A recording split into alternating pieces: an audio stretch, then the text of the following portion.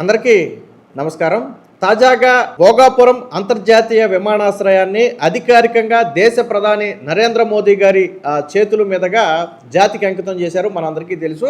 ఈ నెల 17 నుంచి శ్రావణ మాసంలో మంచి రోజైనటువంటి ఆగస్టు 17 నుంచి పౌర సేవలు ప్రారంభం అవుతున్నట్టుగా కేంద్రం గెజిట్ కూడా విడుదల చేసింది.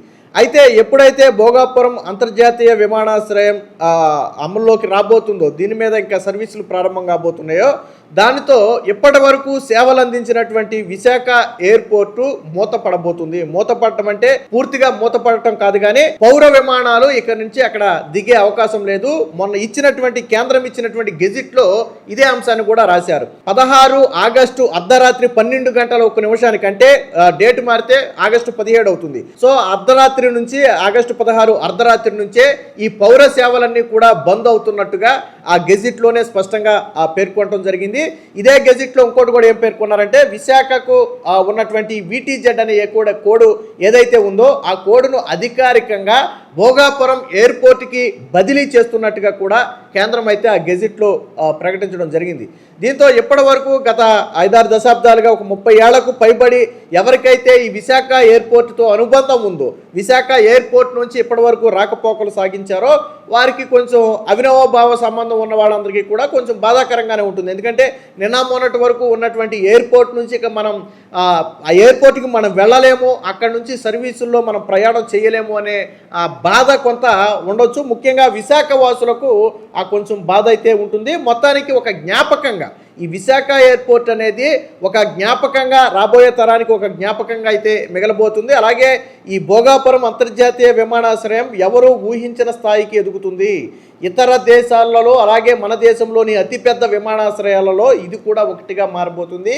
అనేక దేశాలకు చెందినటువంటి సర్వీసులు డైరెక్ట్గా భోగాపురం ఎయిర్పోర్ట్కి, అల్లూరి సీతారామరాజు ఎయిర్పోర్ట్కి రాబోతున్నాయి.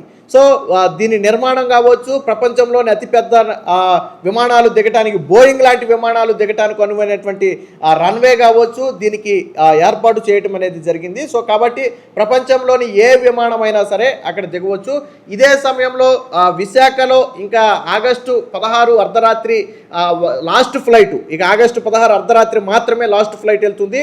12 గంటల 1 నిమిషానికి, అంటే తెల్లవారితే 17 అనగా ఆగస్టు 17 అనగా ఇక ఆ రోజుతో సేవలన్నీ కూడా బంద్ కాబోతున్నాయి. అయితే ఈ సేవలు అనేది కేవలం పౌర సేవలకు మాత్రమే ఉంటుంది, కానీ మిగతా సేవలకు కాదు. అక్కడ అత్యవసర పరిస్థితులకి ల్యాండింగ్కి అవసరమైనటువంటి ఫెసిలిటీస్ అక్కడ ఉన్నాయి. అలాగే ఏదైతే నేవీ కావచ్చు, ఎయిర్ ఫోర్స్ కావచ్చు, ఆర్మీ కావచ్చు, వీటికి సంబంధించినటువంటి విమానాలు, యుద్ధ నౌకలు కావచ్చు, అలాగే పోలీస్ శాఖకు చెందినటువంటి కొన్ని విమానాలు కావచ్చు, అలాగే విఐపీలు ల్యాండ్ అవడానికి అవకాశం ఉన్నటువంటి విఐపీలు వచ్చినప్పుడు రద్దీతో సంబంధం లేకుండా ఎయిర్పోర్ట్లో దిగడానికి అవకాశం ఉంటుంది. ఫర్ ఎగ్జాంపుల్ నరేంద్ర మోదీ గారు కావచ్చు, రాష్ట్రపతి కావచ్చు, లేదా ఇతర దేశాలకు చెందినటువంటి లేదా దేశంలోని ప్రముఖులు ఎవరైనా సరే విఐపీలు కనుక వస్తే అలాంటి వారు దిగటానికి విశాఖ ఎయిర్పోర్ట్ ఎప్పుడు అనుకూలంగానే ఉంటుంది. అలాగే ప్రైవేట్ కమర్షియల్ ఫ్లైట్స్ను కూడా అక్కడ దిగటానికి అనుమతి అయితే ఉంటుంది. సో ప్రైవేట్ కమర్షియల్ ఫ్లైట్స్ కూడా అక్కడ దిగవచ్చు, కానీ పౌర విమానాలు మాత్రం అక్కడ దిగటానికి లేదు. అంటే పాసింజర్లను,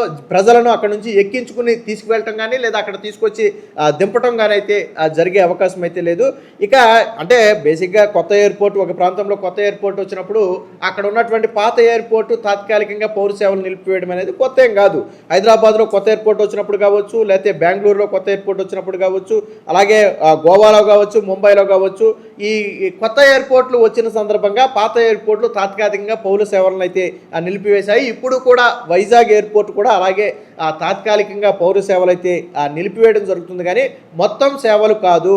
సో ఎమర్జెన్సీ ల్యాండింగ్స్ కావచ్చు, విఐపీలు కావచ్చు, ప్రైవేటు కమర్షియల్ ఫ్లైట్స్ కావచ్చు, వీటన్నిటికీ కూడా అక్కడ ఎప్పుడు అవకాశం ఉంటుంది, దిగుతుంది. అన్నిటికీ మించి అదొక సెక్యూర్ జోన్లో ఉండటం, కోస్టల్ ఏరియా కావటం, అది నేవీ అండర్లో ఉండటంతో ఈ నేవీకి సంబంధించినటువంటి విమానాలు కావచ్చు, లేదా ఆర్మీకి, డిఫెన్స్కి సంబంధించినటువంటి విమానాలు కావచ్చు, అక్కడ ల్యాండ్ అవ్వటానికైతే అవకాశం ఉంది. కాకపోతే ప్రజలు తమంతట తాముగా ఇక వెళ్ళి అక్కడ నుంచి ఫ్లైట్ ఎక్కే సాధారణ ప్రజలు, విఐపీల వరకు మళ్ళీ అవకాశం ఉంది. ఫర్ ఎగ్జాంపుల్ చంద్రబాబు గారు ఎమర్జెన్సీగా ఏదన్నా ఫ్లైట్ ఎక్కాలి అన్నా, లేదా ఫ్లైట్ ల్యాండ్ చేయాలన్నా వైజాగ్ ఎయిర్పోర్ట్లో ల్యాండ్ చేసుకోవచ్చు, నో ఇష్యూ.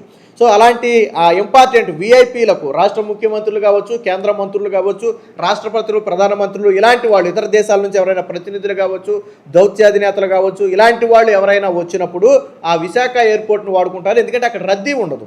సో కాబట్టి సెక్యూర్ పరంగా ఎక్కువ ఉపయోగపడుతుంది. ఫర్ ఎగ్జాంపుల్ రాష్ట్రపతి, ప్రధానమంత్రి వస్తే హై సెక్యూర్ ఉంటుంది. సో వాళ్ళు భోగాపురం ఎయిర్పోర్ట్లో దిగటం కంటే వైజాగ్ ఎయిర్పోర్ట్లో దిగితే వాళ్ళకి సెక్యూర్ పరంగా రీజన్. ఎందుకంటే సాధారణ ప్రజలు ఎవరు లోన ఉండరు, వాళ్ళకి సెక్యూరిటీ క్లియరెన్స్ అనేది చాలా ఎక్కువ ఉంటుంది. సో కాబట్టి అలాంటి వాటికైతే దాన్ని ఉపయోగిస్తారని చెప్పి నిన్న విడుదల చేసినటువంటి గెజిట్లోనే చెప్పడం జరిగింది.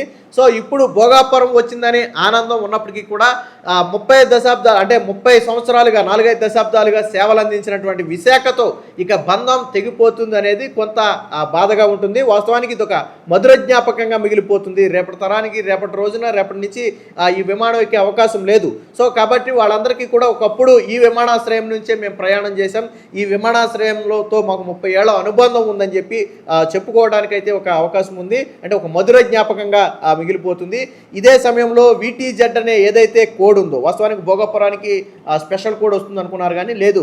ఏదైతే ఈ VTZ అనే ఒక కోడ్ ఉందో దీన్ని అధికారికంగా భోగాపురం విమానాశ్రయానికైతే ఇవ్వటం జరిగింది. సో రేపటి నుంచి ఫ్లైట్స్ కూడా అదే VTZ కోడ్తోనే నాకు తెలిసి భోగాపురం ఎయిర్పోర్ట్కి అయితే రావటం జరుగుతుంది.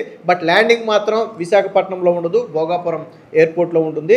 మొత్తంగా కేంద్రం గెజిట్ తర్వాత కొంతమంది విశాఖ ఎయిర్పోర్ట్తో అనుబంధం ఉన్నవాళ్ళు గత జ్ఞాపకాలను నెమరు వేసుకుంటూ సోషల్ మీడియాలో కూడా పోస్టులు పెడుతున్నారు. ఇక ఆగస్టు 15 నుంచి చివరి ఫ్లైట్ ఆగస్టు 16 అర్ధరాత్రి అక్కడి నుంచి అయితే ల్యాండ్ అవ్వబోతుంది, లేదా టేకాఫ్ అవ్వబోతుంది. సో ఆ తర్వాత 12 గంటల 1 నిమిషం నుంచి ఇక అక్కడి నుంచి పూర్తిగా పౌర సేవలు అయితే నిలిపివేస్తున్నట్టుగా అధికారిక ప్రకటన వచ్చింది. ఇదే సమయంలో భోగాపురం నుంచి ఆగస్టు 17 నుంచి భోగాపురం ఎయిర్పోర్ట్ నుంచి సర్వీసులు ఆల్రెడీ కొన్ని ఫ్లైట్స్ ఆల్రెడీ అనౌన్స్మెంట్ కూడా చేశాయి. So Bhogapuram to Vijayawada, Bhogapuram to Hyderabad, Bhogapuram to Bengaluru, ఇలాగా కొన్ని ప్లేసులకు ఆల్రెడీ ఇప్పటికే షెడ్యూల్స్ కూడా ఫ్లైట్స్ అయితే విడుదల చేయడం కూడా జరిగింది. సో మొత్తంగా భోగాపురం నుంచి ఇక ప్రజలు ప్రయాణం చేయటం అయితే ప్రారంభించే రోజు దగ్గరలోనే ఉంది. సరిగ్గా 2 వారాల్లో ఇక భోగాపురం ఎయిర్పోర్ట్ నుంచి ఇవన్నీ కూడా ప్రారంభం కాబోతున్నాయి. మొత్తంగా ఈ సందర్భంగా విశాఖ ఎయిర్పోర్ట్తో ఉన్నటువంటి అనుబంధాన్ని ఇప్పుడు కొంతమంది సోషల్ మీడియాతో అయితే పంచుకోవడం జరుగుతుంది. సో మీరు ఎలా చూస్తున్నారో, అలాగే మీకేమైనా విశాఖ ఎయిర్పోర్ట్తో అనుబంధాలు ఉన్నాయా అనేది, వీడియో ఎలా ఉందనేది కామెంట్ రూపంలో తెలియజేయండి.